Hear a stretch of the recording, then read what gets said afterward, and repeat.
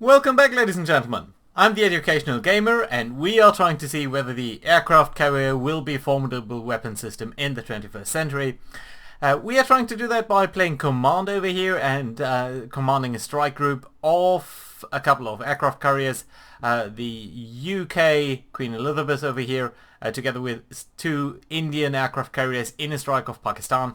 For the scenario description, you can look at the last one. It's called the Command Collision scenario, which is a live exercise. So one of the scenarios for Command, if you will.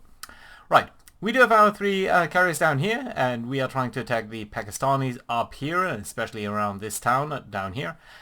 We are trying to do that against Chinese opposition. So the reason why I do think that the carrier might be near, the end of the carrier might be near, is because of one weapon system, and that is the DF-21D. That sounds really minuscule. It's really not. So this is the basic description. I'm not sure whether we have a picture of one of the variants over here in any of these things. I guess not. Well, too bad. So as you can see, it is an anti-surface, so anti-surface ship weapon. It's a guided missile, and it is a range of a whopping 1,100 nautical miles. That is because it is actually a ballistic missile. It's pretty much close to medium range ballistic missile that would carry otherwise nukes. In fact, it's a variant of a weapon that carries otherwise would carry nukes, but it is guided, so it has a very high probability to hit, and it has a very low impact radius. Of course, if you're very sure to hit your target within 4 meters, you're pretty likely to get a carrier and hit a carrier if you can. So the way that this weapon works is, you can see it doesn't really travel that long. However, it travels very fast with a rocket type booster. So it accelerates, basically it goes a little bit like into space and then comes down just crashing on your ship. And that's a little bit of an exaggeration, but more or less that's what it is. And it is very devastating at that. So yes, this weapon is often called the carrier killer, and it has been developed by the Chinese specifically to deny too close access of the United States Navy towards these chain of home islands here across, well, I'm not sure how they call it, well, getting too close to Chinese waters, so basically getting a bit of a standoff capability. Now, last time I talked a little bit about the Queen Elizabeth and its air group, especially the F-35B Lightning II over here, and its shortcomings in terms of range. So we do have a strike range of about 400 nautical miles, and that's roughly our current distance towards the strike target. So yeah, we are definitively within range of that Chinese weapon if the Pakistanis do have it. I'm not sure whether they do. I haven't loaded up the other side. From the scenario description, it doesn't really say so. Our side briefing only says that the enemy forces have some Chinese weapons, along with a couple of F-16, Mirages, JF-17s, and HQ-16 batteries. That, I think, is actually Chinese anti-air weapon. So I'm not sure whether they do have that. I'm very sure they have some anti-carrier weapons. So we'll need to be very careful about that. Right, so let's take a brief look at the HQ-16, which is definitely not a ship. It's, I think, a weapon system in terms of the game. Yeah, there we go. So probably this one. So range of 40 nautical miles, pretty good hit probability. Target speed, yeah. That's a very... It's a pretty decent anti-air weapon, I think. And it's typically part of a group of 4 launchers and 1 vehicle. And it is, I think, guided, so it actually has to get your radar signature. Yeah, so it's data link mid-course plus semi-active radar homing terminal guidance. So it needs to be illuminated by another radar dish. So if we were to kill the basic dish, then we might actually kill the entire system. Right. So what is the strategy that we want to employ over here? Obviously, we need to strike this area, so at some point we'll need to come over there. I think our submarines over here are positioned quite decently They're a little bit off the coast. They do provide some visions, and we'll need to talk a little bit about our submarines in a short while. But before we go on that, let's clean up the interface a little bit. So first off, I want to select all of these reference points, and to be honest, I just want to delete the selected reference points, and this one as well, which I accidentally deselected. There we go. So that makes it already a little bit cleaner. And we'll clean up a little bit more. Let's go into the map settings over here and talk a little bit about what we see. So first of all, as you can see, there are all of these circles, and the dashed ones is typically the enemy one, whereas the solid lines are our line. So first off, air sensors, that's the white area over here, and that is the area where we know that the enemy could potentially spot us by their radar dishes. Yeah, we know that there's one radar installation over here, there's one radar installation over here. This one is much more powerful, so you can see it covers a much larger area, but this one too would cover this area. So yeah, these are definitely there, and that is definitely an information that we do want to keep on. So let's keep that on. Surface sensors, that's pretty similar, just against surface ships, and I do think we would like to see that once we have some information about that. Underwater sensors, that's against enemy submarines. I don't think it's usually very relevant information because submarines tend to be not exactly visible within their theoretical max range. And by the way, you can see that HMS Ambush over here has a much larger range to detect enemy submarines than other submarines. For example, you can see the Schalke over here has a very, very small range to actually detect anyone. It's about 40 nautical miles. And that is provided by these different sensors. So these two hull sonars over here with their late 1980s technology have a range of about 40 nautical miles in good circumstances. Now you can also see that they do have only a certain bearing. It doesn't really cover the rear of that submarine. Whereas HMS Ambush over here does have a range of about 100 nautical miles. So the S-119 Astute, yeah, so you can see with the Type 2065 towered array sonar, we do have a much better range. And the others are sort of in the middle. But you know what? Usually it's not an information that I find too relevant. So let's get rid of that. Let's clean it up. And then we have the surface weapons. That is weapons that we can use against enemy surface ships. Not a relevant information right now. We'll switch it back on once we identify actually any enemy surface ships. And we have the air weapons. That is the weapons against enemy aircraft, which I would like to see. It's a very relevant information to me mostly. Land weapons. Actually, you know what? Why have you got so bad land weapons? Or what are actually your land weapons? It's probably your guns, is it? So you do have some 140mm shells with a range of... No, that's just a range of 12 nautical miles. You have something that can hit 76 nautical miles away. I don't think it's any of these. Harpoons? Are harpoons programmable against land targets? They are not just surface ships. We'll have to look at what that actually is. It's not these. I don't think it's the Sea Wolf or the Sea Viper. I think all of these are anti-air weapons, yes. Certainly not a 30mm shell. What's this actually over here? A decoy. That shouldn't help us at all. Interesting. I'm not sure what that is. We'll have to see. Right, but it's not an information that we need to see except for one thing, and that is earlier we saw that HMS Ambush over here did have some Tomahawk missiles, and they are very, very useful because they have a huge range, very good probability to hit.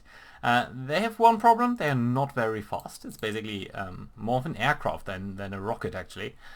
So they'll probably be intercepted by enemy aircraft or anti-air weapon systems.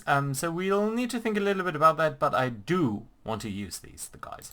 And what we have to do over there to do that is have a look at over here. So maybe first, you know what, before we do that, let's select that and let's try to order an attack, let's say, on the coastal highway bridge over here.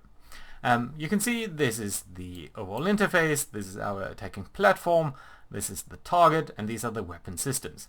There's only one suitable weapon system, the Tomahawk missiles. All of the other things are either torpedoes or some decoys. So, but it does tell us that the Tomahawk is not available because weapon is on magazines. So it's not actually on a mount, not on a weapon mount. So let's get over to the weapons over here.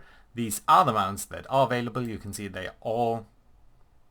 So these are the decoys and they can be launched. And these are the torpedo tubes. And you can see all of our torpedo tubes have actually loaded up torpedoes. Which I guess does make some sense, but it's not entirely what we want. What we actually want over here is the Tomahawks, and that is the Tomahawk E9 variant. So let's reload that on at least a couple of our torpedo tubes. I think 4 should be fine. That will allow us to fire basically 4 salvos after a certain while. But I do want to make sure that at least some of them are in the air at the same time. Just to make sure that these guys are coming along nicely. Do we need to take into account the arcs? No, I don't think so. No. It's not required. Right, all of the other ones should be, let's briefly look at that. You only have a torpedo, so that's fine. You don't really need to worry about that. You, on the other hand, I think can either carry... Let's have a look at that over here. You can carry these torpedoes, but you could also carry these guided weapons, and these are anti-ship weapons, which I think would be very useful to have. 160 nautical miles. That would certainly allow for a very nice, easy launch. And you can see that it's not available on all of these mounts.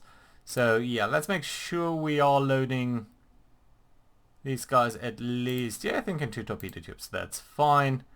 You we checked, and the Ikra over here, we'll check that too. So you have the Starfish torpedo.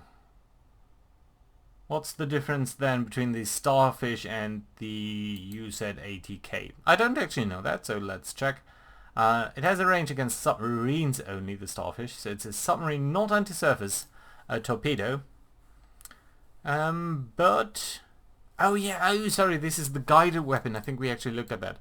So that actually flies and does launch. So it's actually more of a missile that fires and then drops a torpedo into the water at its max range, whereas the UZ-80K probably is simply a torpedo, yeah.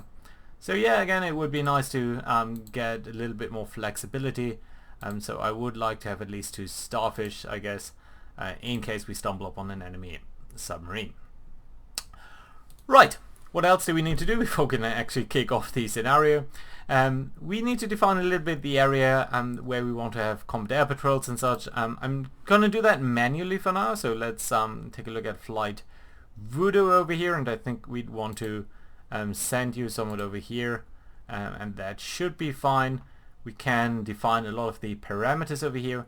I think I would generally want you at high altitude, because that is going to be more fuel efficient, and we're gonna go to loiter speed, so it's not going to be very fast. We're just gonna kick around over here, just see whether we can find any enemy. That should be fine. By the way, you can see the fuel efficiency over here. So how to read that is, depending on the altitude band, from very high to very low, you burn different amount of fuel, depending again on your speed. So speed loiter, cruise military, for low altitude, medium altitude, and sort of coming up higher. And you can see that it's generally, if you go on afterburner, of course you'll burn more fuel per minute than if you go on loiter speed. That you can see over here. And you can also see that the higher you are, the less fuel you'll generally burn. So usually it pays off to travel quite high in a very high altitude, and then come up on the enemy like that. You can also see that you actually can we actually see where it's the most fuel efficient. I don't think we can see that from here. Nevertheless, it's typically the most fuel efficient, of course, at cruise speed, and these are only sort of emergency speeds that you can use. Now, in terms of our strategy, of course we are under threat of the weapons. They have a couple of airfields over here, they'll have planes, they'll have submarines and such. They'll probably try to find our carriers and attack them. And I, of course, want to avoid that. We are very much in striking range, so what we actually want to do is maybe come up a little bit behind with the later carriers over here, so these guys can probably travel a little bit sort of to this side, and then this middle carrier over here, the Vikramaditya, come on, this ship. Well, this ship basically will position a little bit more to the front, so it's the least valuable carrier that we have. So I do want to position it a little bit in between and sort of be ready with these aircraft just to sort of go on and strike. These, I think we established, are anti-ship weapons, aren't they? Yes. And they have very long range, so they're not that long range. Are they very fast then? They're kind of fast. It's a funny weapon. Right. So, that I think is alright. Let's make sure that you are creeping along, because I don't want to alert too many submarines to my presence, so let's make sure that we are not too fast. And that should be fine. So we are bringing our guys a little bit further away from the enemy than you'd otherwise expect. And this submarine, I think we'd want to bring up over there. You'll be very low in the water. I think that's fine. You can be on periscope depth. I think I'd want you to creep up as well. Definitely avoid cavities. Whoop. Whoop, whoop, whoop, whoop. So you can select avoid cavitation, which means it's a little bit unfortunate that this window over here doesn't show that. Cavitation would mean that the propeller is spinning very fast, which would mean that you couldn't attack quite as well, basically. I think I'd want you to be around here, and I think I'd like you to be just over the layer. So there are certain thermal layers, and we want to be very low. I want you to avoid cavitation, and that's fine. Yeah. You likewise, you're not the greatest, so I think I'd actually want you to be a little bit closer towards our ships, provide a little bit of a close support over there, and you'll be just under the layer, and I think that's fine. Good. Oh, sorry, I want you to send down there. You, on the other hand, I want to keep just right where you are, and that should be fine. You guys down here, you'll probably need a little bit more support than we currently have. So, as we can see down here, there are 3 positions, and you guys probably are in a very good situation, but what we need to do is provide a little bit of anti-submarine coverage. So, now we need to add some reference points, or actually I think we can define an area, right? Yes, we can. So let's define this area. We get 4 reference points, and we move them up a little bit, so maybe like such.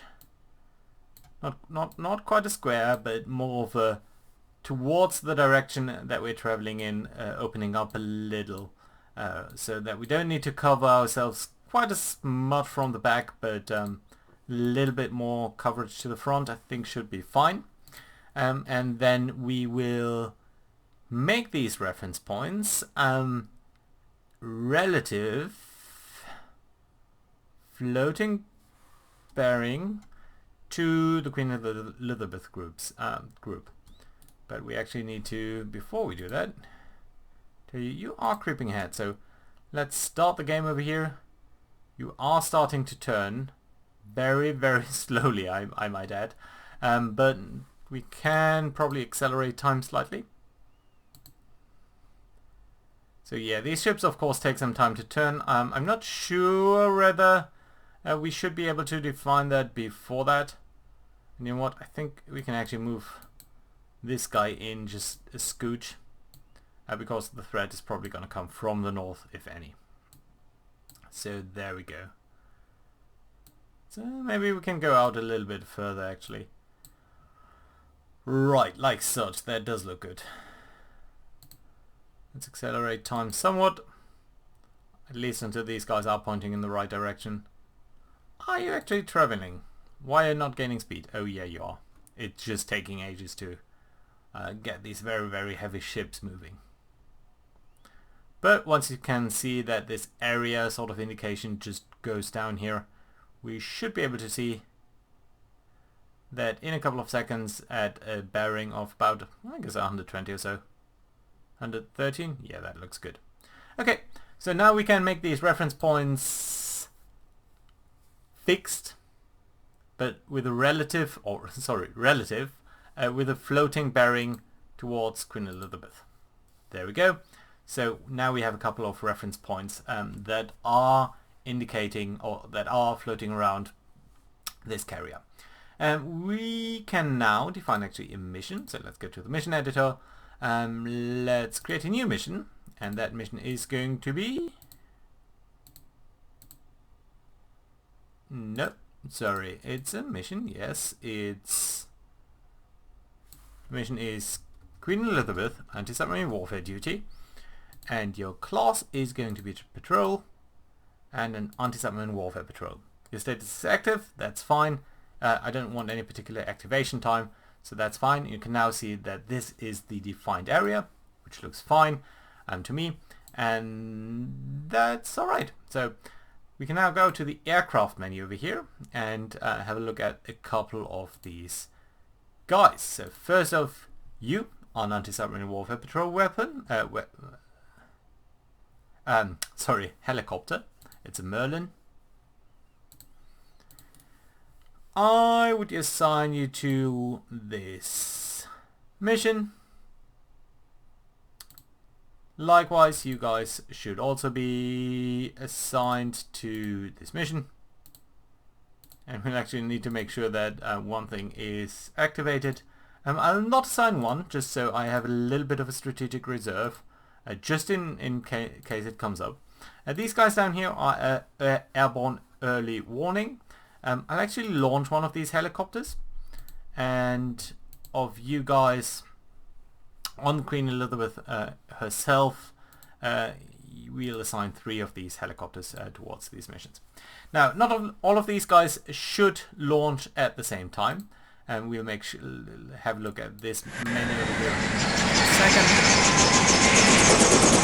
Yeah, a couple of sounds. So there's the 1/3 rule. And that means about 1/3 of the helicopters are going to be on station, and the other ones are going to be in reserve. They are being tanked or refueled, and so on and so forth. So a couple of helicopters, as you can see over here, so about 3 are being launched. They are on a flight, whereas 4 helicopters are still on ground. So roughly trying to maintain this 1/3 ratio of helicopters in the air, and that's fine. Now you can assign a lot of things down here, so various things really. I think the most important is the single aircraft and the 1/3 rule. So it's there. It's not trying to travel in formation or anything like that. They can investigate contacts out of the patrol areas, and they can certainly investigate contacts within weapons range. That's fine. I think I like this. Looks very fine to me. If we zoom in now, we should be able to see a couple of the first helicopters, and these are these sort of funny looking shapes up here with the top half, and yeah, their speed. You can see they are traveling fairly low and towards various directions, where they'll probably pop off some sonar buoys and such, as the one that you can see over here. So that should hopefully allow us to keep an eye on any enemy helicopters. And this, I think, is also... No, it's an anti-submarine warfare helicopter. There should be the airborne early warning. Yeah, there we go. So this gentleman over here, we will send off a little bit towards this side. You're going to go to max altitude, the Merlin. Actually, we can check whether it does burn more fuel or anything. Nope, it always burns the same fuel regardless of height, so that's fine. And once we are a little distance off from Queen Elizabeth herself, we will have a look at the sensors up here, and you can see that this guy has various different sensors, specifically these type of we can actually have a look at that over here. So yeah, these type of radars are active only, so they need to be switched on, but once they are, we can track and have a look at what's going on, at least in about 200 nautical miles, and that I think is a very, very fine idea. The reason why I'm sending it up quite as high is because obviously the higher you are, the more you can see, so that as well should be fine. Let's switch on the radar situation, and you can see immediately we get this information, and you can see it sort of traveling outwards. Not just in the direction that the helicopter is traveling, but also in the direction away from where it's traveling. You can see it coming up over here, and that is basically because of the helicopter rising in altitude, and the higher it rises, the more useful it will be. Right, and what did we say the yellow one was? Surface sensors. I think that's a useful information. We can now see also that we would probably get some information on enemy helicopters sort of within this vicinity. But that's fine. Let's deselect all of this stuff. We will need for Vikram up over here another search area. Likewise, we will simply define an area and then sort of adapt that towards our specific needs. Doesn't need to be covering a lot of the rear, because we are traveling at least some speed, even if it's not very fast. So you know what, I'm actually gonna draw these a little bit more strongly, and then we're gonna Vikram add a new mission. That's fine, and you're gonna be Vikram. Let's just call it like that. And it's again a patrol mission, an anti-submarine warfare patrol. Oh, and there we have our first contact. So let's pause up over here and have a look at that in a second. All of that should be fine. Yes, let's open the mission editor. All of this should still be fine. And again, I'm going to assign a couple of aircrafts like such. Not, of course, any helicopters. You guys definitely are fine for that. You are also an anti-submarine warfare patrol layout. So, oh, sorry. You're actually on this mission. How about you? Anti-submarine warfare patrol. Yes. I like to see that. How about you? Yes, likewise. You know what? Let's again keep a little bit of a reserve going. And your early airborne early warning, which is good. So let's launch one of these, and I think that should be fine. Right, so first contacts, boogies. That means they are enemy, or sorry, they are aircraft. We don't know whether they are enemy aircraft. We don't know a lot of them, and they have been detected by the Eland. Oh, okay, so by our submarine actually. So I think by Shalky, yes, over here. You have been detecting some emissions from over here. Ambush likewise has detected a little bit. And that's interesting to see. Do we know anything about you? Yeah, we do know a lot about you actually. So we know that this is the radar signature that we detected. And that means that this is an F-16. Now the F-16 of course being a single seat fixed wing multi-role fighter attack aircraft. I'm not sure what it does actually carry, and that's going to be very interesting to see what actual air loadout they will have. They have various different weapons available to them, specifically the AM-120C, which is a very formidable weapon, standard NATO layout. I'm not sure the Pakistani Air Force actually carries that, or whether it might have been supplied by the Chinese.